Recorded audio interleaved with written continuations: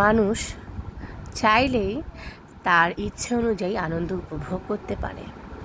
আসসালামু আলাইকুম, কেমন আছেন সবাই? আজকে আমরা আনন্দ উপভোগ করতে যাচ্ছি শিরিন ভাবির বাসায়। উনি অনেক দিন ধরেই আমাদেরকে যেতে বলছেন, ওদেরকে সুন্দর একটি লাঞ্চ উপহার দিবেন বলে।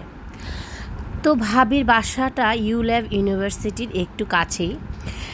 আমরা বাচ্চাদেরকে স্কুলে ড্রপ করে দিয়েই সেই উবার করেই ভাবির বাসায় চলে গেলাম।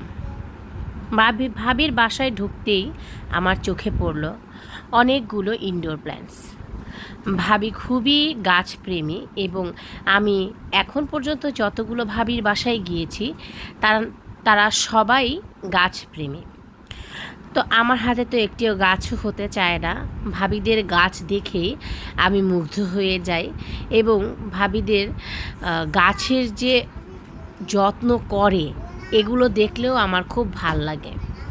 ভাবি আমাদেরকে প্রথমে আমরা মাখা খেতে দিল। শুকনো মরিচ দিয়ে আমরা মাখাটা করেছি। আমার তো খুবই পছন্দ এই টক জিনিস, আমি খুবই মজা করে খেলাম। এরপর আমাদের লাঞ্চের সময় হয়ে গিয়েছে, এজন্য ভাবি কাবাব ভেজে নিল আর সাথে চিকেন ফ্রাই করে নিচ্ছে। ভাবির চিকেন ফ্রাইটা অনেক মজার ছিল এবং সব খাবারই অনেক সুস্বাদু ছিল। উনি চিকেন ফ্রাই আর কাবাবটা বিরিয়ানির সাথে সার্ভ করেছিল, চিকেন বিরিয়ানি, যেটার মশলাটা ভাবি নিজে করেছেন এবং এটার চিকেন বিরিয়ানির ফ্লেভারটাও একটু অন্যরকম ছিল, যেহেতু নিজের হাতে তৈরি করা মশলা দিয়ে ভাবি এটা রান্না করেছেন।